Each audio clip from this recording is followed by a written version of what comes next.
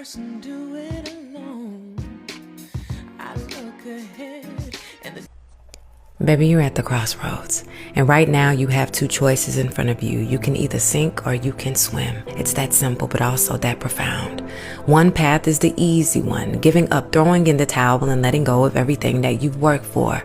The other is a conscious, deliberate choice to keep moving forward, no matter how difficult or overwhelming the journey might seem. I can't help but to feel that fear is what's holding you back, acting as the heavy weight around your ankles, pulling you under. But here's the thing. Why let fear be the reason that you give up? Why allow it to dictate the outcome of your story? Fear is natural. It happens to all of us, but it only has the power that you give it. If you let it, fear can rob you of the success, the joy, and the fulfillment that lies on the side of this challenge. You owe it to yourself to choose the harder option, to fight, to swim, to push through. Because in the end, it's not about surviving, it's about thriving. And that only comes to those who choose to keep going despite their fears. You see, choosing to swim means choosing resilience. It means accepting that setbacks will happen, that the waters will get rough, but trusting yourself enough to navigate through them. Life isn't about avoiding difficulties, it's about how you handle them. Every time you push forward, every time you swim against the current, you're building strength. You're proving to yourself that you're capable of far more than ever imagined. And with each stroke, you're getting closer to the shore, the place where your dreams, your goals, and everything you've been striving for becomes reality.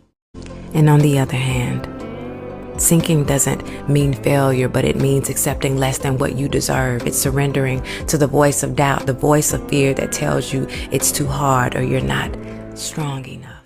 But deep down, you know that's not true. You know you have the power to change your situation, to rise above the fear and uncertainty. So ask yourself, are you really going to let fear write the final chapter of your story? Or are you going to take control, trusting yourself, and swim towards the life you know is waiting for you? I don't care if you're wearing clothes from the local thrift store that cost 50 cents. You're still worth it. I don't care if you made the biggest mistake in your life. You're still worth it. That's how life works. It just is. You are born worthy. if you wait for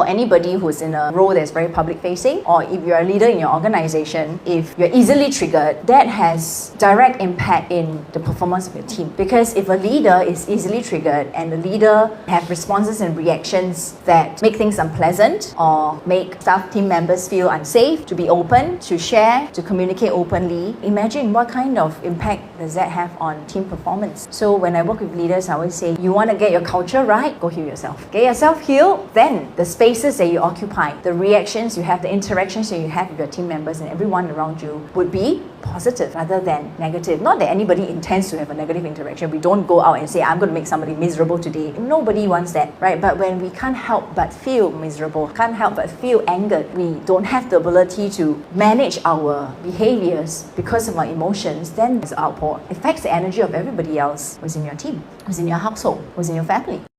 People see you in one light or another depending on the way they think and the way they see. It has nothing to do with the truth of who you really are. We have to immediately realize that we have to be ready and stop getting ready.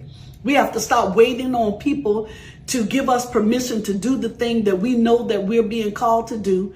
And third, you have to show up afraid. You have to show up in the room and take risks. You have to wake up every day knowing that you woke up with a purpose, on purpose, to fulfill your purpose.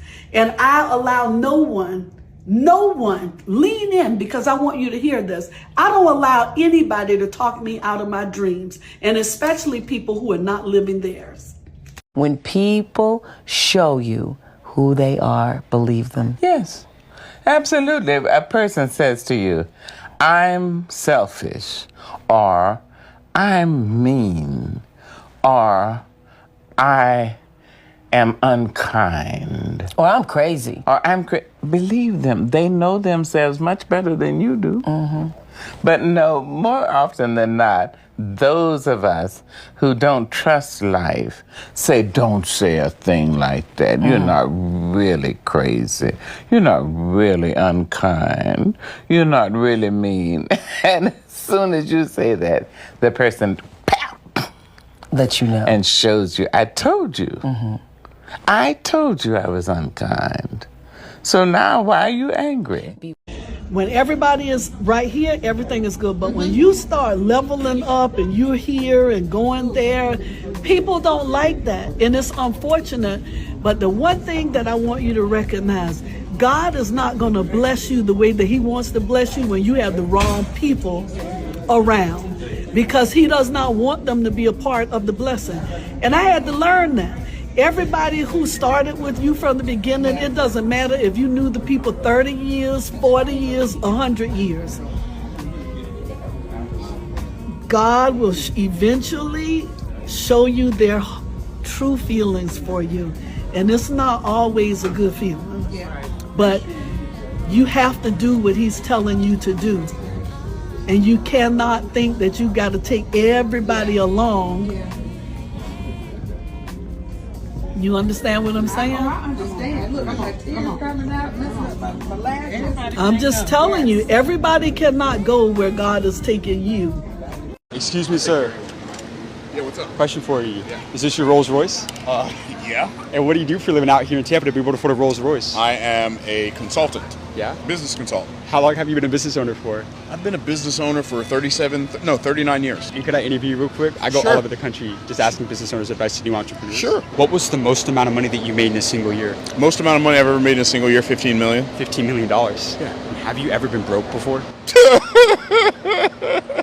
I was broke for the first part of my life, then I made millions of dollars, and then I was broke again, and now we've set it up in such a way that that doesn't happen anymore. So what separates middle class from wealthy people in today's world? Poor people and middle class people feel like everything's expensive because they pay for everything with money they've exchanged their time for, and they feel like they're paying for everything with their life because they are. Wealthy, creative entrepreneurs, we pay for things according to our creativity. In other words, we create an offer to pay for everything we buy, so everything costs the same amount. And do you believe in God? I more than believe in God. I trust God. How important has faith been for you throughout your career? It's the most important thing in my life. How did you build that relationship and build that trust in God? Maybe to speak to those people that... I received Christ as my Savior when I was 16 years old. I started reading the Bible when I was 17. Every success principle that I learned, the very first thing that I do is I go back and look at Scripture and see if it lines up. If it does, I'll follow it. If it doesn't, I ditch it. You got amazing advice. Thank you so much for your time. I really appreciate that. So Good to meet you, young man.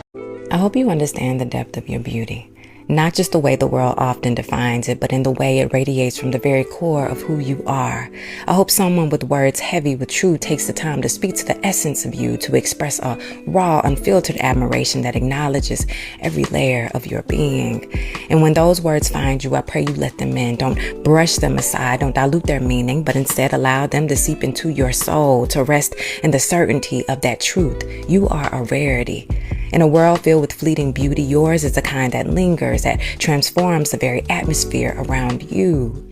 You have a way of shifting perspectives, of opening eyes to the kind of goodness and light that so often goes unnoticed. You are not just seen, you are felt. Your presence alters the way people understand humanity, reminding them of the brilliance that still exists in a somewhat dark and indifferent world. The way you carry yourself, the light in your eyes, the kindness in your heart, all of it speaks to a depth that others are drawn to, even if they can't always put it into words. You are a force, not in the loud or obvious ways, but in the way you make others feel seen, heard, and appreciated. Never underestimate the power of that gift, for it's that beauty that transcends all time. Everybody on this earth has something special to give. Everybody has a gift. And I feel like when you don't give the world your gift, you're cheating us. So when we're all walking in our gifts and we're giving the world what it deserves and what we deserve, because we deserve the joy behind our gift and our passions, like you deserve to live your optimal life. A part of living your optimal life is walking in your journey, your dream, not looking at what's on the side of you. They don't matter. Like, your path is the most beautiful, brightest, amazing one. How should you respond to people who baselessly attack your character? You know, the nature of conflict is such that it almost always becomes personal at some point. And one reason that this happens is that when people can't attack the merits of an argument, they will instead attack the credibility of the person making the argument. So if you're doing or saying something that makes someone else feel inferior, and if what you're doing or saying is right, that person won't be able to attack the merits of your actions. So instead, they'll attack you. They'll try to call you out for your flaws and faults. They may even try to call you out for your hypocrisy. They might lie about your character and use rumors to attack your reputation. This is what happens in courtrooms all the time. When attorneys can't attack an argument that's being made, they will attack the credibility of a witness. They'll intentionally try to get someone to compromise their character or lose composure by ruffling their feathers, because when they can do that, someone's compromised character creates reasonable doubt as to the quality of their actions. So that means you have to maintain your character and your composure at all times. Like, you can stand up for yourself, but you'll have to be the beacon of self-control and decency when you do it, because the moment you lean into bad behavior, every lie that someone else has ever said about you becomes plausible in someone else's mind. So don't give other people reason to believe a false narrative about you. Carry yourself with grace and dignity, and let your actions speak for you. One thing you need to learn is not beg people to let you be in a place where they're not actually inviting you to. Like, if there's anything I've learned is if you continue to beg people for the simple things, for the simple conversations, for the simple openness, for the simple effort, what's going to happen is that you're going to have to continue to beg. You're going to have to continue to ask them to be something that's outside of their nature. Or if you're asking them simply to speak to you or to be open with you, what's going to happen is that you are always going to have to go and pry that door open. That's too much. There's too much effort there. There's too much tiredness there. There's no room for growth because you keep reverting back to the small version of this relationship. You can't beg people to be something that they choose not to be. But if you died tonight, your employer would advertise to fill your job role by the end of this week. But your loved ones, your chosen family, your friends would literally miss you forever. So don't get so busy making a living that you actually forget to go and make a life. Get old, but don't get boring. It's never too late. Self-expression is painful because you have to go through and think about yourself very deeply, and many things are not pleasant, but you work on them and you find out who you are and how you can improve yourself. Everybody was born with the ability to have a personality and a viewpoint, and I think that they should develop it.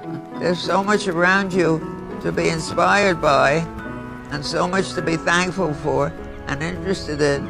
I'm sure we should all be as happy as kings. We have to have fun. For a long time in a box, and we have one trip, so we've got to make the most of it. I'm Iris Apfel, the world's oldest living teenager.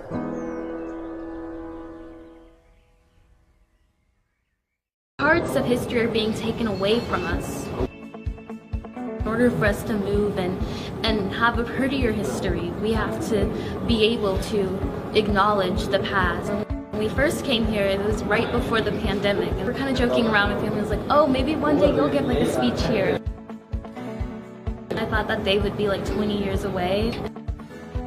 And then 5 years later, it happened. Shall overcome. As sisters and brothers of all races, religions, and nations, united and determined, we will build the beloved community for all of humanity.